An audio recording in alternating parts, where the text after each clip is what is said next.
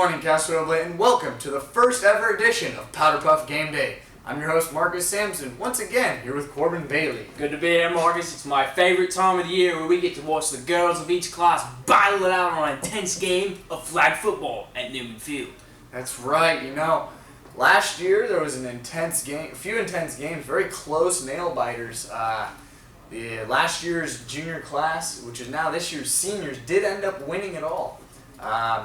A little interesting thing about that is they played the sophomores last year, which are now the juniors, and scored on the very first play of the game, and then could not score again on offense. It was kind of sad, but the defense bailed them out, provided a shutout, and also in the championship game had a pick six by Paige Garvey that sealed the deal for the Rams in their championship. Moving on to this year, I think it's going to be a little more competitive. Sophomores got some speed. Juniors have some speed. We don't know how the freshmen are going to look, so what do you think about this year? Well, like you were saying, the freshmen, we don't really know what they're going to do. They're kind of a wild card in the match. They could win the title, probably not, but they could. And the sophomores, what they gave us last year, they just don't show that much promise, And the juniors do have McKenna Deemer, but they did suffer an injury from Amber Coggins. She broke her collarbone, so that's in practice. So that's going to be a devastating loss for them. So I guess it just comes down to the seniors. They are just, for me personally, they were looking very strong, and they've been able to throw the ball and run the ball because they have a lot of speed. Flag football does have a few different rules. They got a few, different people. There's only, like we said, there's only 7 players in. There's not 11 like in tackle football. And to give us an inside look at this, we have Corbin in his little corner. Corbin? Thank you, Marcus. Now we'll be taking a quick look at some of the rules you're going to be seeing tonight at the game. Number 1, 7v7, as I said before, flag football. Wear the flags and you pull them to the tackle. Number 2, it's on an 80-yard field. Number 3, the first down cone is every 20 yards. Number 4, fumbles are a dead ball where they touch the ground. Number 5, there's no PAT kicks. Everyone goes for a 2-point conversion. And number 6, the game will consist of 2 15-minute halves. Now, defensively, we don't really know what to expect from each team. But offensively, basically everyone will be running a spread. Thank you, Marcus. Back to you. And thank you, Corbin, for that inside look at the differences between normal tackle football and the Powderpuff flag football. Powderpuff fans can expect to see a little different offense and defense this year because it is flag football. You're not used to seeing only 7 players on the field, and they are definitely not in helmets and shoulder pads, so it will look a little different. Won't expect to see too many runs up the middle because it usually doesn't work out that well in flag football. But you can expect to see a lot of outside runs and deep passes. Defensively, what are we expecting to see this year? Well, I think we should just break it down each class. The freshmen, we don't really know what they're going to run. Yeah, probably not too much man because they don't have as much speed. Yes, true. And the sophomores, really, it's honestly just the same thing. They're not very creative, and so they're probably just going to come up with the same kind of defense. The juniors, well, they run a cover 3, cover 2 look, same. The seniors, they run a very good defense. And earlier this week, did get a chance to sit down with a few of the Powderpuff coaches in this week's edition of Coach's Corner. Good morning, Castro, and welcome to another edition of Coach's Corner. I'm your host, Corbin Bailey, here with the 2015 Powderpuff coaches. From the seniors, we have Coach Sampson. From the juniors, we have Coach Ricky.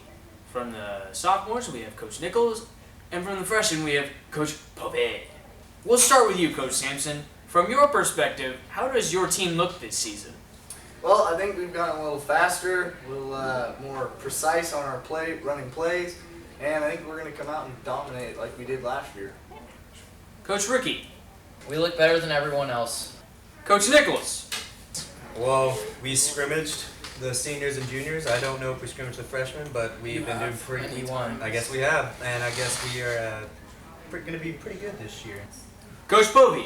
We definitely have some athletes on our team that I feel like can accomplish great things, and we have been able to work together and get stuff done during practices and scrimmages against the sophomores, so I feel like we're going to do pretty good. Moving on, Coach Sampson, how does your playing style compare to the other coaches? Well, I think I like to keep our practices, by ourselves. I don't necessarily like to scrimmage a whole bunch, even when we do, not show too many exotic things. And I really think that, making sure your players like what you're doing and agree and even name some of the plays so they'll remember them better. And also, I think I really concentrate on flag football skills, unlike the sophomores who have been hitting the tackling sleds for some reason. Coach Ricky. Alright. I feel like my coaching style, after coaching 3 years at the Junior Rams, is better than the rest of them. And like Luke Spaghetti, they're sloppy.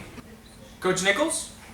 After my year last year as a freshman coach, coming on to this year, I think that the coaching has been a lot better. We've had more coaches. A lot more girls came out, so we've had more to think about girls going to different positions. So I think that we're going to be good.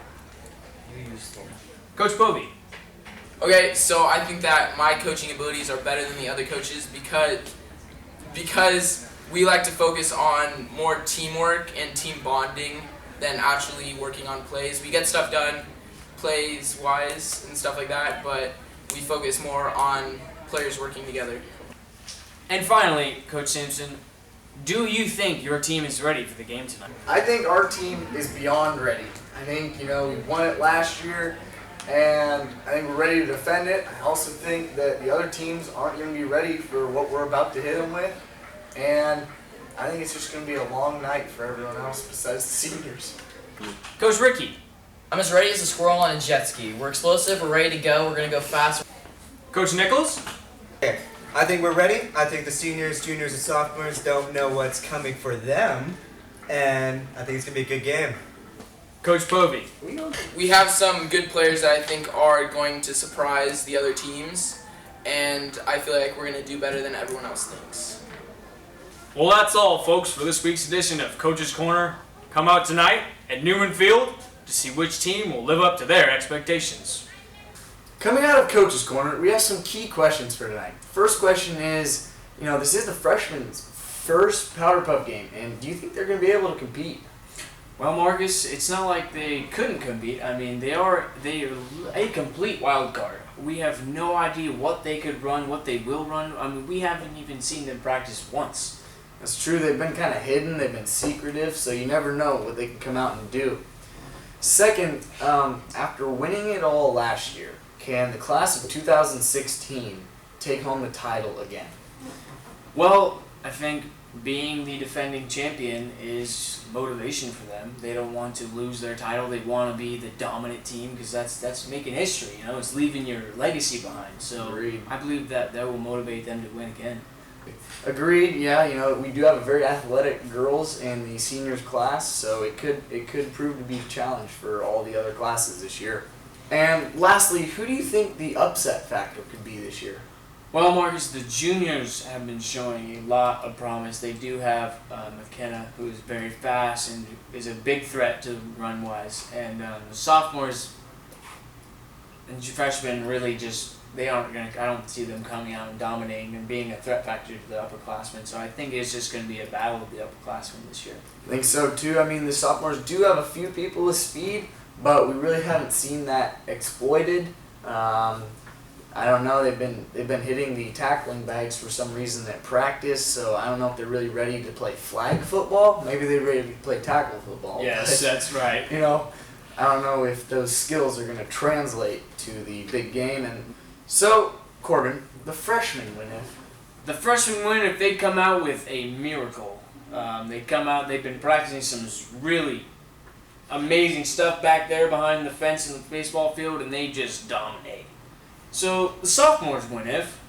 Well, I think the sophomores win if they can really exploit their speed that they have and somehow be able to contain the upperclassmen. So, and Corbin, the juniors win if? The juniors win if everyone in the classes are not able to contain McKenna Deemer and they were able to pass successfully. So the seniors win if. Well, Corbin, I think the seniors win if they can effectively use their side and speed against the other classes. Well, that's all we have for you today, Casa. Come out tonight at Newman Field at 6 o'clock to see which class will take home the title and dominate.